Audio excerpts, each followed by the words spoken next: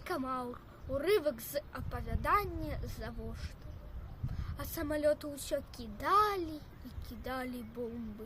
Усё болей і болей загаралася дамоў.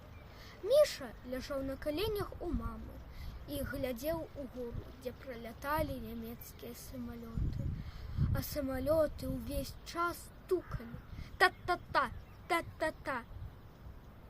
Побач з Мішам сядзела Соня, дзяўчынка з суседняга двара. Яна зусім не баялася, нават смяялася, а потым ойкнула і стала хіліцца ўсё ніжэй, ніжэй, а на белай сукенцы з'явіліся чырвоныя плямы. Усе навокал закрычалі: «Соню забілі! Соню забілі!»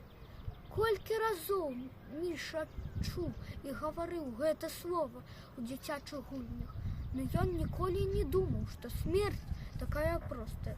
Нібы і страшнага нічога няма. Страшней былі жудасныя крыкі і плач людзей.